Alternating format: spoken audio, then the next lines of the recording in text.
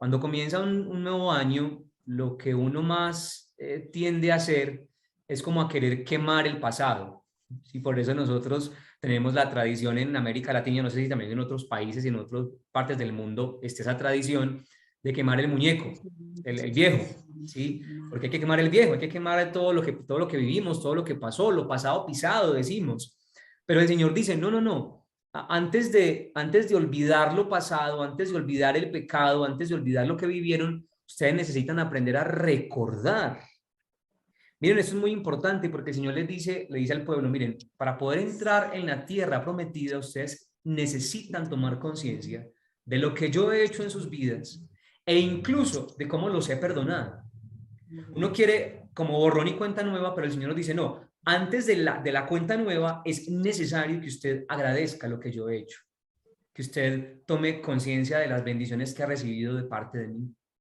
Entonces el Señor lo primero que le dice al pueblo es agradezca su pasado, agradezca lo que he hecho en este año. Y eso pasa también, mis hermanos, por el tomar conciencia de cómo el Señor nos ha perdonado, cómo el Señor nos ha bendecido de múltiples formas. Eso hay que hacerlo y ojalá hoy mismo. Es decir, este año el Señor a mí me bendijo de esta manera. Este año el Señor me perdonó estos pecados. Este año el Señor me sacó de estas esclavitudes. Porque si uno no hace eso, cuando llegue a la tierra prometida, es decir, cuando comience el nuevo ciclo, según el lenguaje bíblico, cuando comience el nuevo ciclo de la tierra prometida, usted se va a olvidar del Señor. Entonces va a comenzar un nuevo ciclo pensando que usted está solo, pensando que usted no tiene el respaldo de Dios, pensando que Dios no está de su parte. Porque lo que hace la gratitud es que nos permite refrescar la acción de Dios en nosotros. La memoria nos permite refrescar la acción de Dios, tenerla muy presente, tenerla muy presente. Entonces, en primer lugar, lo que el Señor nos dice es, antes de comenzar un año nuevo, ustedes necesitan aprender a dar gracias por lo que yo he hecho en el pasado por cada uno de ustedes. Y el segundo elemento, ¿cuál es? El segundo elemento es el perdonar, el reconciliarse, ¿cierto? Yo creo que es necesario que tomemos conciencia qué cosas, qué aspectos, qué personas de nuestra vida necesitamos perdonar o soltar para empezar el nuevo ciclo. Entonces, primero la gratitud, ¿cierto? El recordar lo que Dios ha hecho por mí, eso es necesario. Y el segundo es perdonar y ver qué situaciones, personas o cosas, aspectos de mi vida necesito soltar para empezar el nuevo ciclo. O sea, hay cosas que definitivamente tú no puedes empezar el nuevo año todavía cargándolas. Es necesario que sueltes cosas. Entonces, como las dos preguntas iniciales de este rato de reflexión y de este taller es, ¿qué cosas hizo por mí Dios este año? Y que yo no puedo olvidarlas. O sea, que yo no puedo ser malagradecido y olvidarlas. Yo tengo que recordar que en el 2022 Dios hizo por mí esto.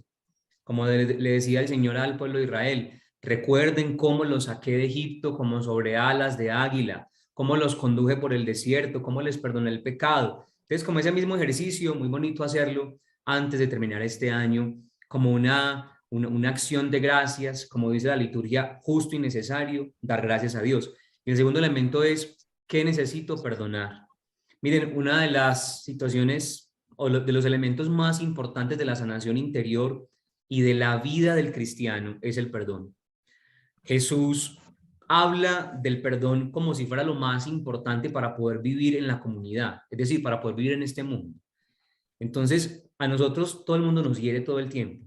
La pareja nos hiere, los hijos nos hieren, la gente con la que convivimos está constantemente hiriéndonos, pero nosotros necesitamos aprender a perdonar, o sea, el ejercicio de soltar, de entregarle en las manos del Señor todas las heridas que los otros nos han hecho, para poder comenzar un nuevo ciclo. Usted no puede entrar en la tierra prometida en un nuevo ciclo si está cargado de un montón de rencores y de odios y de decepciones, porque eso justamente lo que hace es amargarle la vida.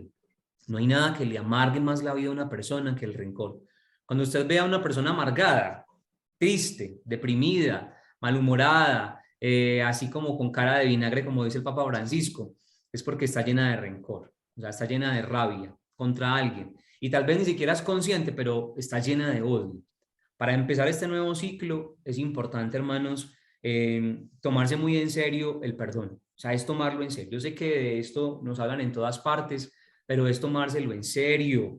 Usted necesita tomarse en serio en los ejercicios de perdón. Y sobre eso vamos a hablar entonces justamente en este taller. Y lo primero que queremos contarles es cuál es el diseño original. ¿En qué consiste el diseño original? ¿Qué es lo que Dios sueña para mí? Cuando Dios me creó a mí, ¿qué es lo que soñó conmigo? Revisar ese diseño original, yo creo que lo ilumina a uno mucho, porque le va marcando a uno el camino hacia donde Dios lo quiere dirigir. Y el sueño original, pues todos lo conocemos desde desde el Génesis. Dios crea al hombre y lo pone en un jardín. Y lo pone en un jardín donde pone todo a su disposición. O sea, Dios quiere que el hombre viva y que viva bien. A lo que Dios quiere es que yo viva y que viva bien. Y una pregunta interesante podría ser en este momento, ¿usted cómo está viviendo hoy? ¿Realmente cómo está viviendo?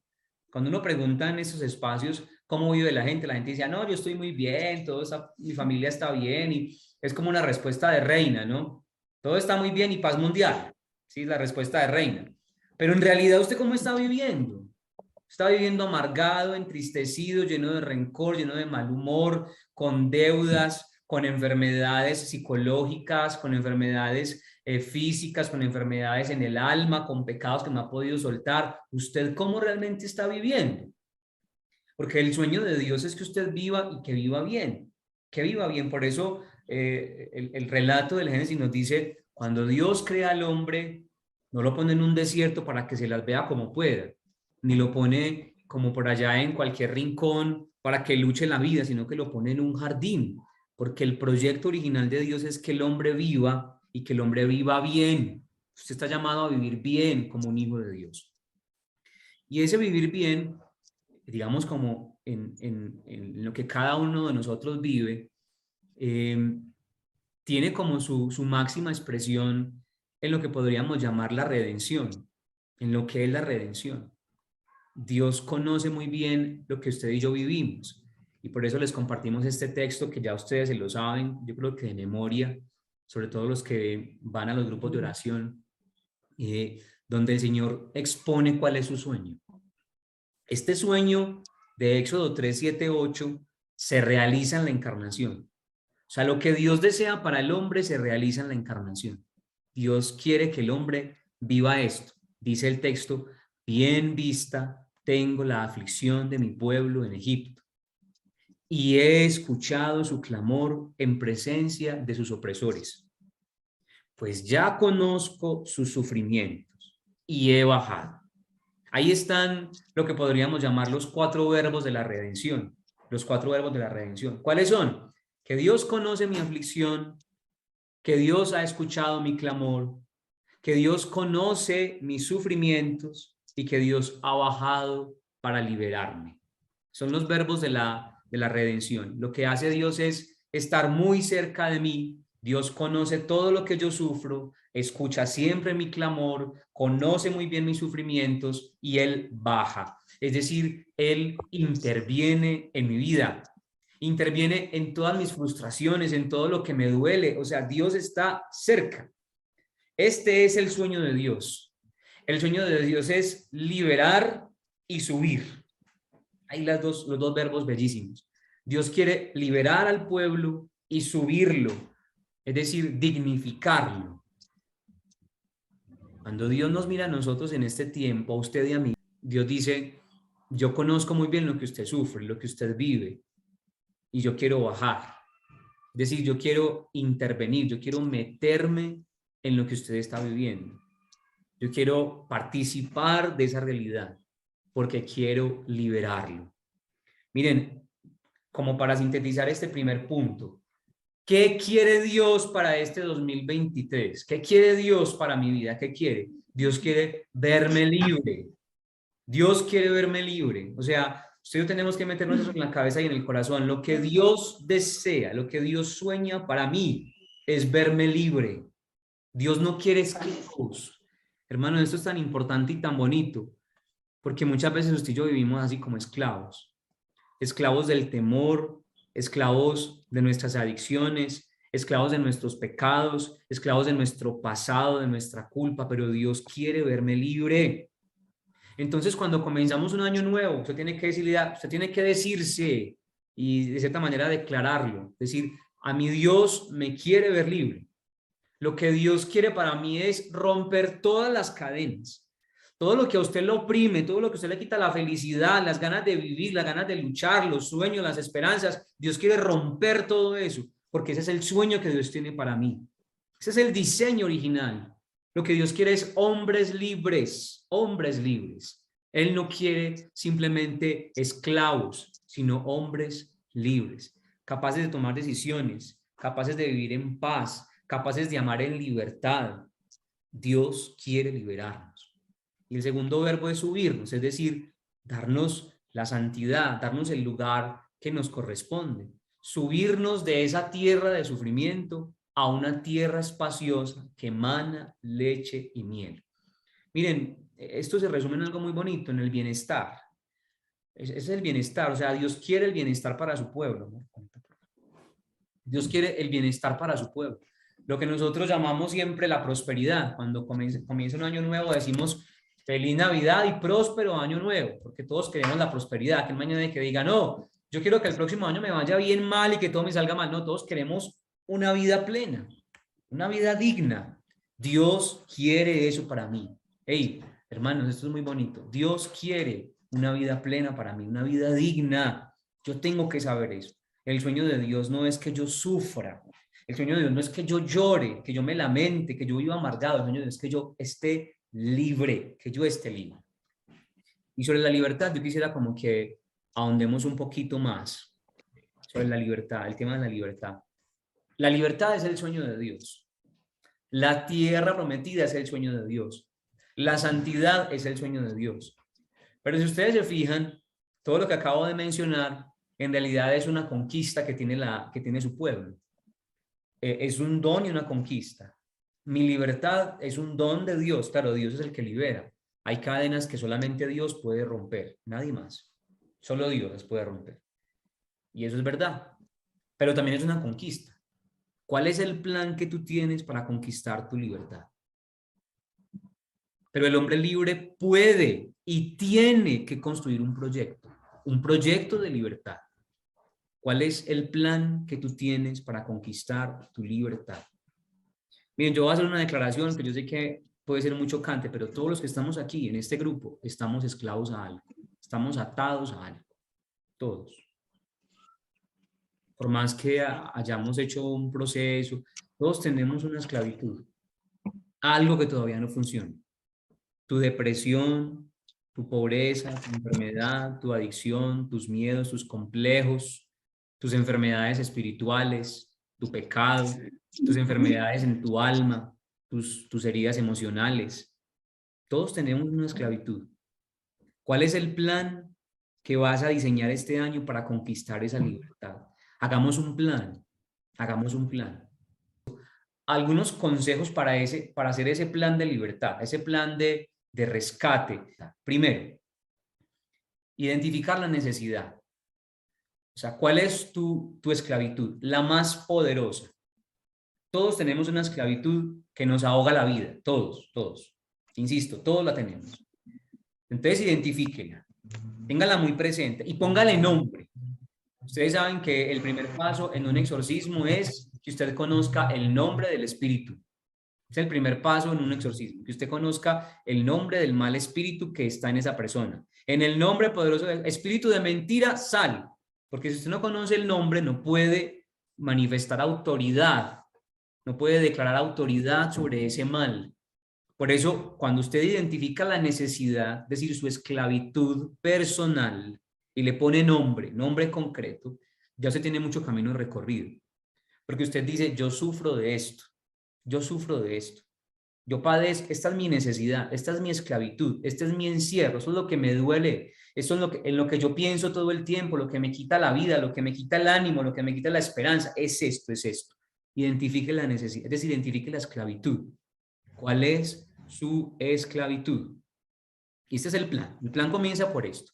Cuando los guerreros van a la batalla, lo primero que hacen es identificar quién es su oponente y empiezan a buscar de las debilidades y por dónde se pueden meter, pero es identificar quién es mi oponente, conocerlo muy bien, conocerlo muy bien. Los que me conocen un poquito de cerca saben que una de mis luchas es el tema de la depresión, que ha sido una lucha que yo he vivido desde muy joven, que yo me deprimía tremendamente y a veces ustedes saben que eso vuelve. Hay momentos en los que uno experimenta esos bajones de ánimo tremendos. Y esa es una de mis esclavitudes, una de mis esclavitudes. Yo necesito pelear, lo que yo hago es conocer bien mi enfermedad.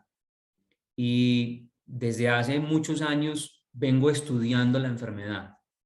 Y por eso es que amo tanto el tema de la sanación interior. Porque me he dado cuenta que esa enfermedad se sana esa enfermedad se sana cuando Dios entra al corazón e ilumina todas las oscuridades que hay en el corazón y en el alma. Yo vengo conociendo mi enfermedad, es decir, mi esclavitud desde hace mucho tiempo, porque me di cuenta que para poder vencer esa esclavitud necesito conocerla, cómo funciona, ¿sí? Cómo es que me amarga la vida, cómo es que funciona esa esclavitud. Tengo que conocerla. Entonces, usted tiene que volverse experto en su propia esclavitud. ¿Cuál es su esclavitud? ¿Cuál es? ¿Cuál es? En esos días llegó una parejita, bueno, les contaba a mi esposa ahorita que el Señor nos está regalando el ministerio del acompañamiento espiritual a las parejas, que está pues muy marcado también por el tema de la sanación interior. Y llegó una parejita con un tema tremendo y el tema era que estaban teniendo muchas dificultades a nivel sexual. Y comenzamos a preguntarles y nos dimos cuenta que el tema tenía mucho que ver con el tema de la pornografía. Entonces el señor estaba sumamente adicto a la pornografía. Está metido en ese mundo y eso lo atrapa. A mí me llama mucho la atención eso. Yo digo, ¿cómo funciona eso? Y comencé a investigar. Y comencé a buscar qué elementos hay en la iglesia sobre cómo se supera el tema de la adicción a la pornografía, cómo funciona la adicción a la pornografía, cómo le daña la vida a una persona a la pornografía. Y estoy estudiando eso y encuentro un montón de cosas. Usted tiene que volverse experto en eso, que es que su esclavitud son los problemas en la pareja, que mi pareja no cree en Dios y no le interesa nada de Dios. Comience a investigar cómo se lleva a la pareja a Dios. Usted tiene que volverse experto en eso. ¿Cómo hizo Santa Rita? ¿Cómo hizo Santa Rosa? ¿Cómo hizo un montón de gente que llevó a su esposo a los pies de Cristo? ¿Cómo? También comience a investigar. Si esa es su esclavitud, si esa es su necesidad, comience a estudiarla.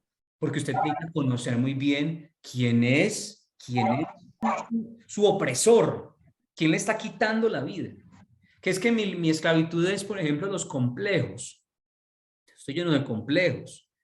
Yo me siento poca cosa, siento que no soy importante para nadie, me siento solo. Comience usted a estudiar esa necesidad. Entonces, identifíquela, comience a estudiarla, identifíquela, comience a proyectar su vida de tal manera que pueda controlar esa esclavitud. Segundo paso es que usted se pregunte cómo puede resolverla en Dios. ¿Cómo vamos a hacer, hermanos, para resolver todas nuestras necesidades en Dios? Cada vez que yo escucho una persona que vienen aquí a buscarnos de pronto para un acompañamiento, yo quedo con esta inquietud. ¿Cómo vamos a hacer para que esta persona resuelva esa situación? En Dios, que yo no soy psicólogo, pero ¿cómo vamos a hacer para que esta persona resuelva su adicción al alcohol, a la pornografía, su infidelidad, su tendencia a la muerte, su depresión? ¿Cómo vamos a hacer para sanar eso? ¿Cómo vamos a resolverla en Dios? ¿Usted qué está dispuesto a hacer para resolver eso en Dios? Para resolver eso en Dios. Y en esto quiero, por favor, pedirles algo encarecidamente. Miren, cuando nosotros estamos metidos en este mundo del seguimiento del Señor, obviamente el Señor actúa de múltiples formas. Pero qué bueno que usted y yo pudiéramos enfocar nuestra búsqueda personal. ¿Cómo así que enfocar mi búsqueda personal? Yo tengo una necesidad, tengo esta esclavitud. A una necesidad concreta, una respuesta concreta. Entonces, ¿qué es lo que pasa con nosotros? Que nosotros nos metemos a cualquier retiro que aparece, a cualquier cosa que nos ofrecen. Y uno va al retiro de Pentecostés, al retiro de Semana Santa, al retiro de, no sé, al retiro de parejas, a un montón de retiros, pero casi nunca enfoca su búsqueda para sanar esa necesidad. Trato de redondear esta idea. Si yo tengo una esclavitud al alcohol, yo necesito buscar sanación a esa adicción. Entonces, está bien que usted participe de todo lo que le ofrezcan en los grupos de oración y demás, pero comience a enfocarse en esa necesidad particular que usted tiene. Si yo sé que mi herida es una herida materna o una herida paterna o una herida en mi sexualidad o una herida en mi economía, yo comienzo a buscar sanar esa herida, a ser selectivo en aquello que me va realmente a sanar, a salvar la vida, porque yo estoy enfermo, yo soy esclavo. Necesidad. Esa esclavitud a usted en algún momento no lo va a dejar ni siquiera ir a misa. Es verdad. Porque hay momentos en los que a uno la esclavitud se le vuelve tan pesada y usted dice, pero si yo he ido al retiro, yo he ido al retiro de no sé qué, rezo el rosario, hago esto y lo demás allá, y no pasa. Cada uno tiene una herida personal. Y vuelvo e insisto, y Dios actúa de muchas maneras. Y obviamente no estoy diciendo que si usted va al retiro de Pentecostés o de Semana Santa o de sanación o lo que sea, Dios no va a hacer. Claro, Dios va a hacer. Pero es que usted necesita comprometerse con esa esclavitud y enfocarse en eso. Porque, insisto, los católicos, los creyentes, muchas veces apuntamos para todos lados y sentimos que no progresamos, justamente por eso. Siento que no progreso porque yo no estoy enfocado en lo que realmente tengo que enfocarme. Entonces, enfocarme en esa esclavitud. Y tercero, enfocarse en esa necesidad con humildad. El elemento de la humildad es muy importante y les voy a contar por qué. Ustedes se acuerdan de la cananea, ¿no? La historia de la cananea. Todos la conocemos. Es una mujer que tiene una hija con un espíritu inmundo y busca a Jesús. Jesús la escucha y sigue de largo. Los discípulos la escuchan y le dicen al Señor, Señor, hay una mujer que viene atrás gritando como una loca, por favor, ayúdenla, que nos está enloqueciendo. Y Jesús les dice algo, les dice, no he sido enviado a las ovejas, a otras ovejas, sino al rebaño de Israel. Entonces la mujer insiste y se postra ante Jesús y le dice, Señor, por favor, ayúdame. Y Jesús le dice, no, pero es que yo fui enviado a los hijos y no está bien darle el pan de los hijos a los perros. Y la mujer le dice, sí, Señor, pero por lo menos los perritos pueden comer algo de lo que cae de la mesa del Señor. Enfocarse con humildad significa no obsesionarse. Cuando yo les digo, identifique su esclavitud, responda y trate de enfocarse en cómo resolverla, no es que usted se vuelva, como a veces decimos, impositivo con Dios. Hay gente que le impone a Dios. Es que a mí Dios me tiene que sanar de esto porque yo estoy pidiendo por esto hace mucho tiempo. No, es enfocarse en esa esclavitud con humildad. Bien, hay esclavitudes que el Señor le dice a uno, te voy a liberar, pero no todavía. Te estoy liberando, pero no todavía. Espera, ten paciencia, sé humilde. ¿Qué es lo que hace la cananea? La cananea se pone de rodillas delante del Señor y le dice, Señor, yo soy un perrito, por lo menos las migajas que caen de tu mesa. Voy a poner un ejemplo. Usted tiene una herida emocional que se llama el rechazo, por ejemplo. Y esa herida de rechazo todo el tiempo se le manifiesta a usted de muchas formas. Usted no quiere estar con la gente, usted huye de las personas, a usted le choca compartir con muchas personas porque se siente rechazado por esas personas. Y esa herida usted lo hace ser muy amargado. Por ejemplo, en estas épocas de navideñas en que nos reunimos con la familia, usted es el que se encierra en la pieza y no sale porque no quiere compartir con nadie. O el que está apático con el celular en la mano porque no quiere como conversar con nadie, se siente rechazado por todos, entonces mejor se encierra en su mundo, o sea, en sí mismo. Y usted le pide al Señor, Señor, sáname esta herida de rechazo. Yo no quiero sentirme rechazado por la gente. Y el Señor probablemente le dice, No te voy a sanar del todo, pero te voy a consolar. Voy a permitir que tú vayas aceptando esa herida de rechazo y te voy a consolar. Y te voy a dar la gracia de que puedas sentirte bien contigo mismo, de que te aceptes tú primero, de que te ames tú primero. Y ese es el proceso. Es lo que Dios me quiere dar. En eso consiste el enfocarse con humildad. Yo tengo una esclavitud con la que vengo luchando hace muchos años. Podrá decir cualquiera de ustedes. Podremos decir todos. Tengo una esclavitud con la que vengo luchando y he ido a Eucaristías, a misas de sanación, a retiros y nada pasa. Enfócate en esa necesidad con humildad. O sea, que el Señor te dé lo que quiere dar. Enfocarse con humildad. Segundo momento del sueño original de Dios. A mí me fascina este texto. Está en Deuteronomio capítulo 30, versículo 20. Segundo elemento. ¿Qué es lo que Dios sueña para mí? ¿Qué es lo que dice el Señor? El Señor dice lo siguiente: escoge la vida. O sea, usted puede elegir entre los dos caminos, la vida o la muerte. Mi ley o otros caminos. Usted lo puede escoger, pero escoja la vida. ¿Y para qué escoger la vida? Dice el Señor. ¿Para qué escoger la vida?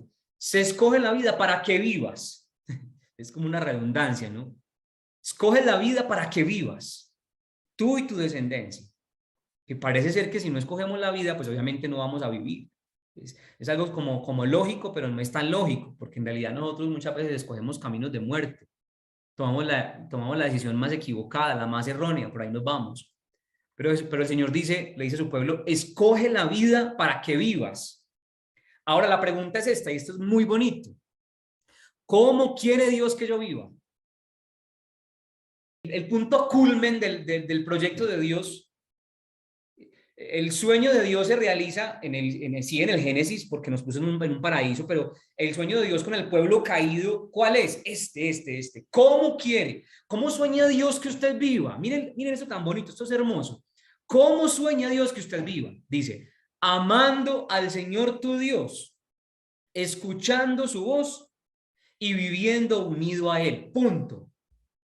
Y pues esto es hermoso. O sea, miren, haga de cuenta que usted crea algo, no sé, usted tiene un hijo, por ejemplo, y usted quiere que su hijo viva de cierta manera. Usted dice: yo quiero que mi hijo tenga este futuro y tenga estos sueños y tenga esas posibilidades. Y usted dice: esto es lo que yo quiero. Pues Dios dice: ¿qué es lo que yo quiero con Andrés, con Gladys, con Vilma, con Nancy? ¿Qué es lo que yo quiero? ¿Qué es lo que yo quiero? Yo quiero esto, ya. Que tú vivas primero, que vivas, lo que les decía al principio. Dios quiere que vivamos y que vivamos plenamente, que vivamos felices, que vivamos en un paraíso, o sea, que vivamos con dignidad, no amargados y ensombrecidos por el pecado y la tristeza. Pero además de eso, ¿cómo quiere realmente? O sea, ¿cuál es el día a día que Dios espera de nosotros? Amando al Señor tu Dios, escuchando su voz y viviendo unido a Él. Pues en eso está tu vida. Así como la prolongación de tus días, mientras habites en la tierra que el Señor juró dar a tus padres. En eso está la vida. Dios pide solamente 3 cosas de nosotros, hermanos: en que tú lo ames, en que tú escuches su voz y en que vivas unido a Él. El Señor nos propone un estilo de vida sumamente sencillo, donde el objetivo principal o el oficio principal es vivir en Él. Entonces, yo quiero diseñar este año nuevo. Entonces, ¿qué es lo que voy a hacer? Entonces uno hace un montón de propósitos. Pues. Entonces hay una lista de propósitos grandísima.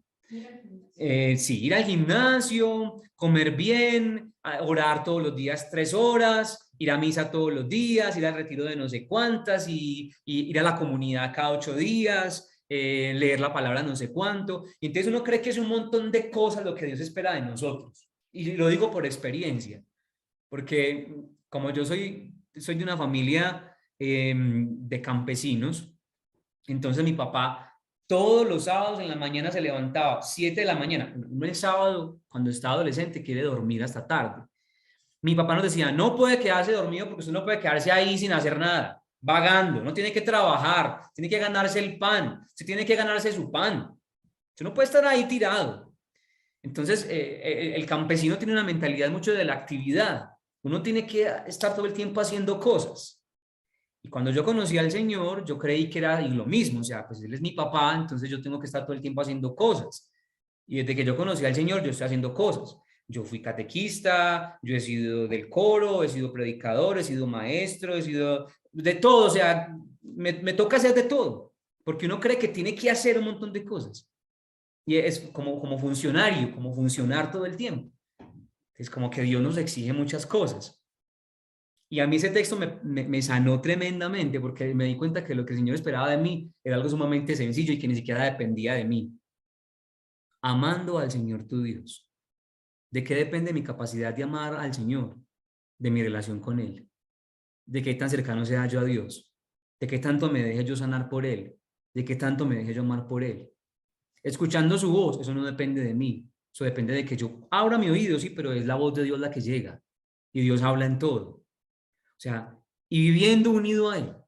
Dios solamente te pide eso, o sea, es una cosa sumamente sencilla.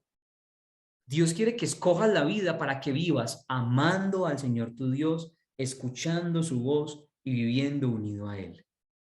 Ese es todo lo que Dios espera de nosotros. Andrés, ¿eso qué significa para mi vida si yo no soy como usted que está ya metido en una iglesia todo el día? Significa algo muy bonito, es que yo tengo que saber que lo único que a mí Dios me pide es que lo ame, que escuche su voz y que viva unido a Él. ¿Eso para qué sirve? Esto nos ayuda a ponerle sano límite a nuestras aspiraciones y propósitos. Esto nos ayuda a ponerle un límite sano a nuestras aspiraciones y a nuestros propósitos. Porque cuando usted se diga, es que yo tengo que llegar a ser como no sé quién. No. El Señor te está pidiendo que lo ames, que escuche su voz y que vivas unido a Él. No, es que yo siento que el Señor me está pidiendo que tengo es que montar una comunidad, que tengo que poner un grupo de oración así súper grande, que yo tengo que hacer y hacer y hacer y hacer. No. Dios no te pide que hagas nada, o sea, solamente te está pidiendo es ama al Señor tu Dios, escucha su voz y vive unido a Él. Ayer tuvimos una reunión muy bonita con el fundador de una comunidad aquí en Quito muy bonita, y él nos decía, yo he sentido, desde que comencé este proyecto, yo lo único que he sentido es que tengo que dejar que Dios haga, que yo me tengo que dedicar a la oración, a estar en su presencia y que Dios haga. Y ustedes no saben todo lo que el Señor ha hecho en ese movimiento, que apenas tiene 2 añitos, y el Señor ha abierto las puertas, ha mandado la gente, ha puesto todo como en su orden. Y él decía, a mí lo único que Dios me ordenó es que esté con Él, que lo ame a Él, que lo escuche a Él, que me una a Él, y Él va a hacer lo demás. Entonces, usted y yo nos hacemos un montón de propósitos todos elevados por allá a la N potencia, y el Señor lo único que nos pide es, ama al Señor tu Dios, escucha su voz y vive unido a Él. Ese es todo el deseo de Dios para nosotros, hermano. Esto es muy bonito, porque es que no es una cosa por ahí toda grande. O sea, el decálogo viene después, pero es que esto es lo existencial, lo de todos los días. Vivimos en una sociedad muy tesa. Sobre eso justamente estoy haciendo mi tesis de maestría, sobre la sociedad del cansancio, sobre la sociedad del agotamiento, la sociedad del rendimiento. Esta es una sociedad así.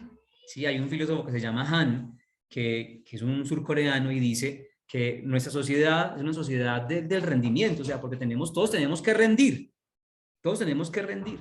Tenemos que producir todo el tiempo, producir conocimiento, producir contenido, producir un retiro, producir una charla, producir en la casa, o sea, hay que producir todo el tiempo. Y eso nos mantiene agotados. Entonces, como estamos en esa sociedad, usted y yo creemos que tenemos que estar produciendo todo el tiempo, haciendo algo, haciendo. Usted no puede estar por ahí vago. Y el Señor te pide algo tan sencillo. ¿Cómo quiere Dios que viva un hijo suyo? Amándolo, escuchándolo y viviendo unido a Él. Lo demás viene por añadidura.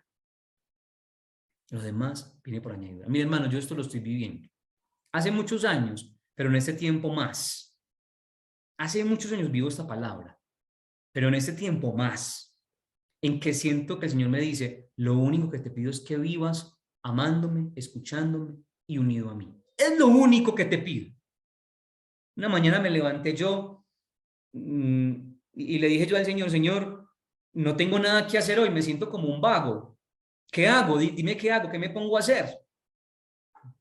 hago una predicación, ¿a dónde me voy a predicar? ¿A dónde me voy a cantar? ¿Canto una misa? ¿Qué hago? Y sentí que el Señor me dijo, literal, me dijo al corazón, es que no te pido que hagas nada, solo te pido que vivas unido a mí. No te pido que hagas nada, vive unido a mí. Y lo demás vendrá por añadidura, porque los proyectos de Dios, Dios los comunica al corazón del hombre que está unido a Él. Los proyectos de Dios, Dios los comunica al corazón del hombre que está unido a Él.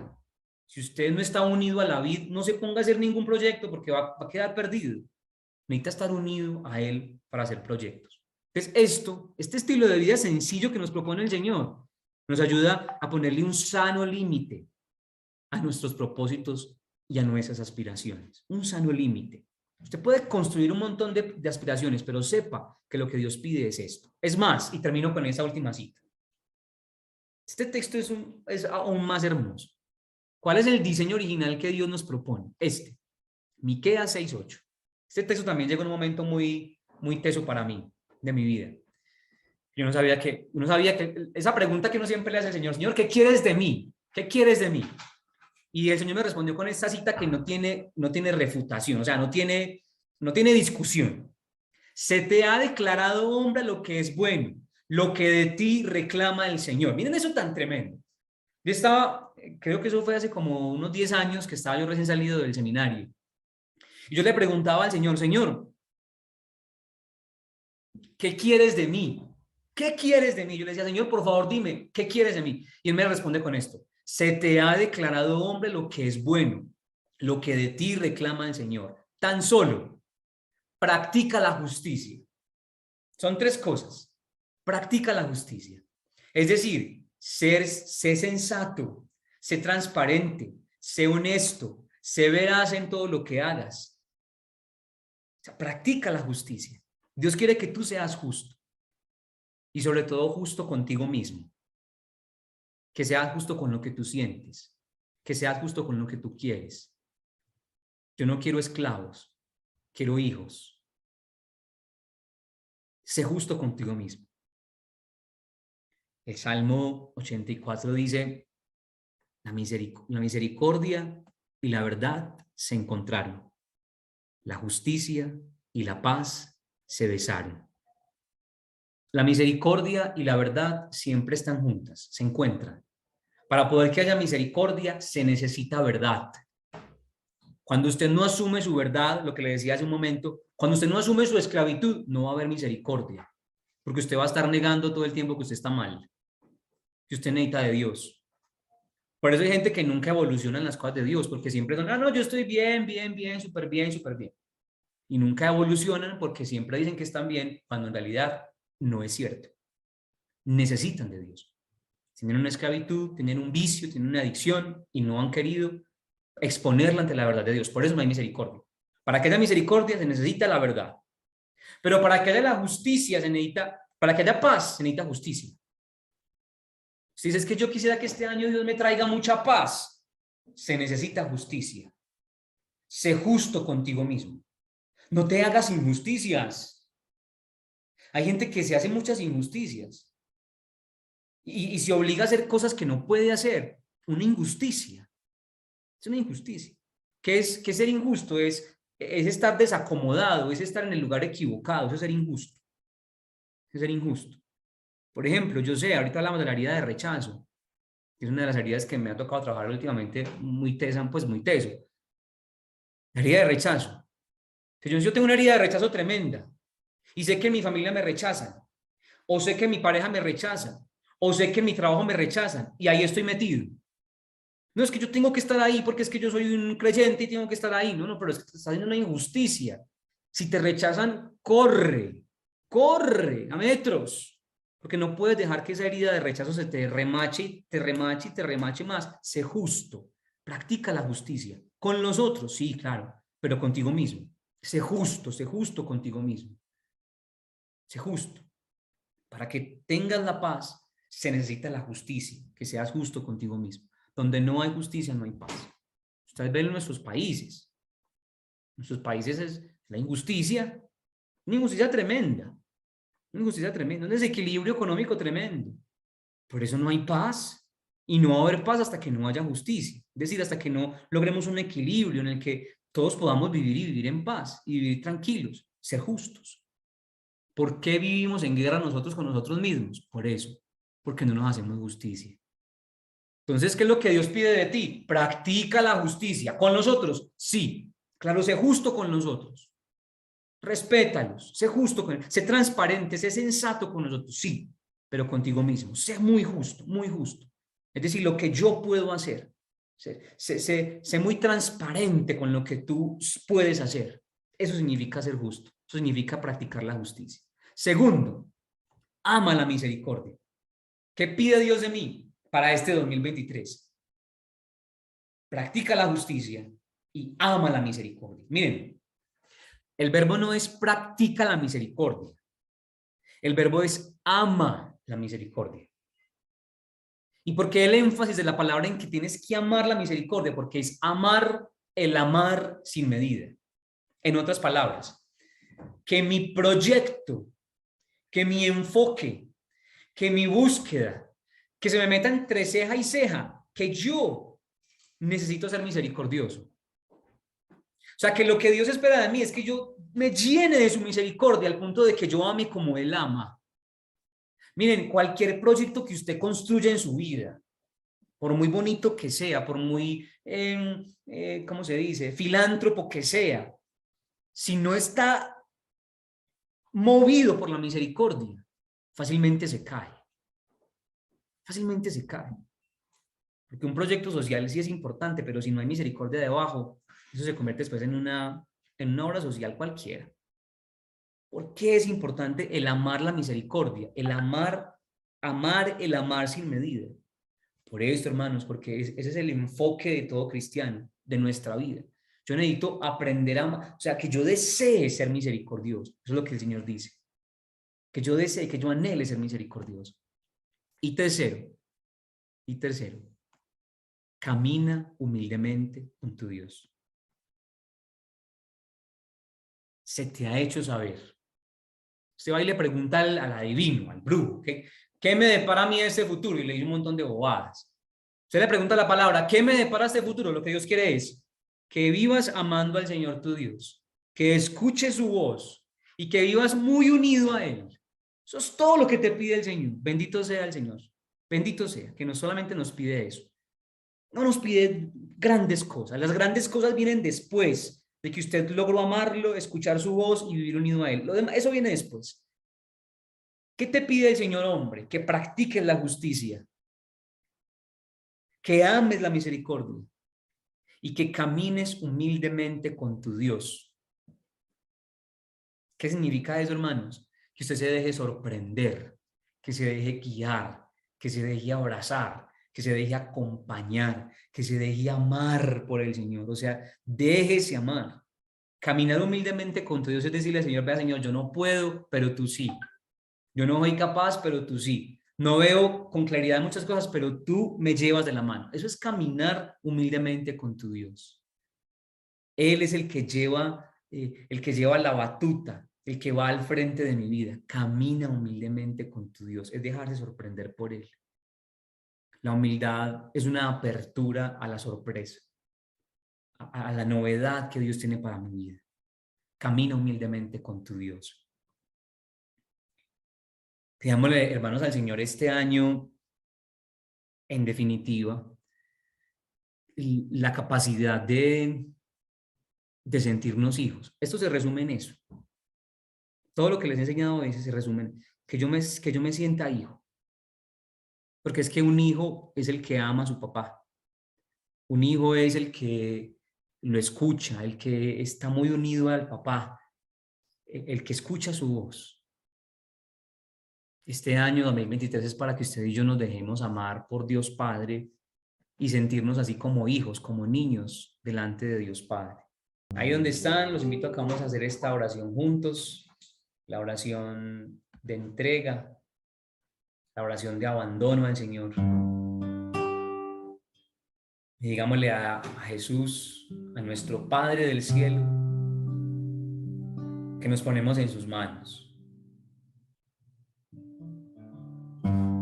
que queremos reconocer que Él es nuestro papá, que queremos sentirnos así. Cuando comenzamos un nuevo año nos llenamos de muchos temores, de muchos miedos. Tú tienes que saber, mi hermano, que tienes un papá que tiene un sueño para ti, un papá que anhela algo de ti, un papá que te ve y tiene algo bueno para ti, desea lo mejor para ti, que seas libre, escuche su voz, que lo ames y que vivas muy unidito a Él, muy pegadito a Él. Eso es lo que tu papá quiere de ti. No tengas miedo. No tengas miedo en acercarte a este papá. Este papá solamente desea eso para ti. Quiero que vivas y vivas bien.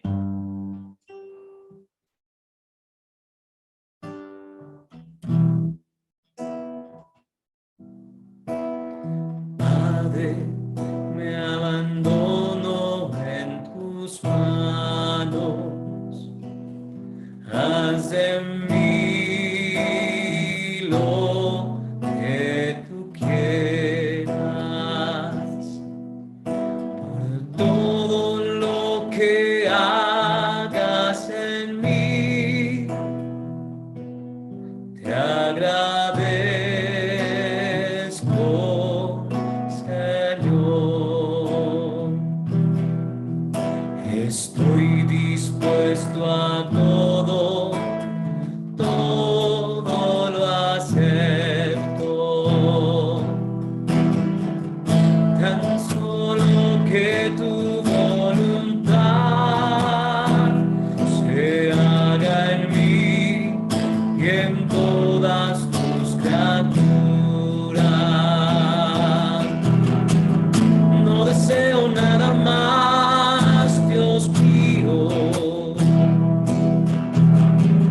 Pongo hoy mi vida en tus manos.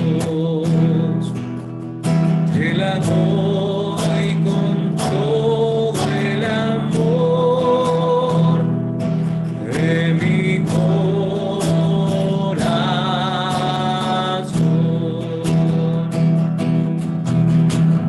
No deseo nada más, Dios mío.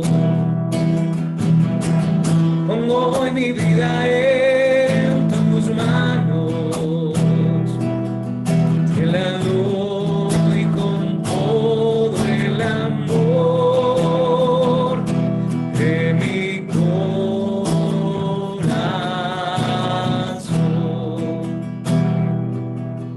Te la doy con todo el amor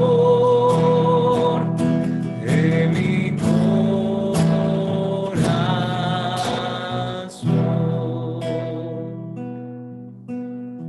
Oremos juntos con esta plegaria del Padre Carlos. Digamos: Padre mío, me abandono a ti. Haz de mí lo que quieras. Lo que hagas de mí, te lo agradezco. Estoy dispuesto a todo. Lo acepto todo. Con tal que tu voluntad se haga en mí y en todas tus criaturas. No deseo nada más, Dios mío. Pongo mi vida en tus manos. Te la doy, Dios mío, con todo el amor de mi corazón, porque te amo y porque para mí amarte es darme, entregarme en tus manos sin medida, con infinita confianza, porque tú eres mi Padre. No deseo nada más, Dios mío.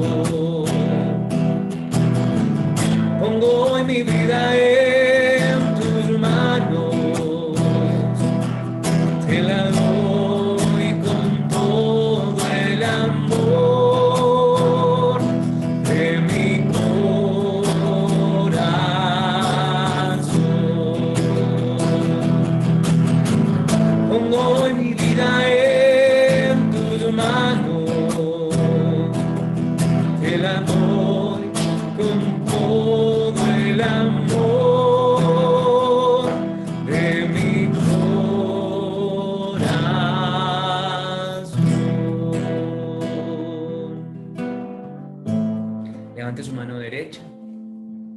Vamos a bendecir nuestra casa, a nuestros hijos, a nuestra familia, nuestro futuro. Amado Padre, tú nos invitas a amarte. Queremos, Señor, comprometernos en esa búsqueda de amarte a ti, de escuchar tu voz, de estar muy unidos a ti. Señor, hazme un lugar de salvación para mi familia. Señor, enamórame de ti, que yo te ame, que sea una luz en mi hogar, que sea una luz en mi casa. Amado Señor, en este momento y con tu poder, con tu sangre poderosa, con la autoridad que me has regalado del bautismo, bendigo mi casa, bendigo a mis hijos, bendigo a mi pareja, bendigo mi economía para el futuro. Amado Señor, abre las puertas que tú quieras abrir para nosotros. Cierra las puertas que son de condenación para nuestra vida y abre las puertas de bendición para nosotros. Padre del cielo, clamamos a ti para que una copiosa bendición caiga sobre nuestras casas. Bendiciones familiares, bendiciones económicas. Derrama, Señor, las bendiciones sobre nosotros. En tu nombre, Señor, y por tu autoridad, con tu sangre gloriosa, santa, que derramaste por mí en la cruz. Bendigo mi casa, bendigo a mis hijos, para que en este nuevo año ellos te amen, para que en este nuevo año mi vida esté consagrada a ti. Con la sangre preciosa de Jesús sello mi casa, mi presente, mi futuro, a mis hijos, a mi familia entera, para que tú seas, Señor, el Cordero que quite el pecado del mundo, que sane, que rompa toda cadena, que rompa, Señor, toda adicción, que rompa toda opresión. Abra sus manos, vamos a orar por ustedes. Amado Dios, te pedimos en este momento que rompas toda cadena, toda opresión que el enemigo haya causado en las vidas de estas personas. Toda opresión mental, espiritual, emocional, se rompa por la sangre preciosa de tu Hijo. Aplicamos, Padre del cielo, la sangre de tu Hijo, amado y santo, el Cordero inmolado, sobre la vida de todas estas personas, para que sean liberados y sanados de toda adicción, de todo complejo, de todo miedo. Toda cadena se rompe ahora en el nombre poderoso de Jesús. Toda cadena de adicciones, de depresiones, de tristezas, de deseos de muerte, se rompen ahora en el nombre poderoso de Jesús. Expulsamos todo espíritu de tristeza, de melancolía, de depresión. Todo espíritu de muerte se va ahora a los pies de la cruz de Cristo y nunca más regresa. Nos entregamos a ti, Señor, pues eres el Señor y Salvador. Te alabamos. Bendito seas. Te alabamos a ti, Señor. Alabanzas a ti, Señor. Bendito seas.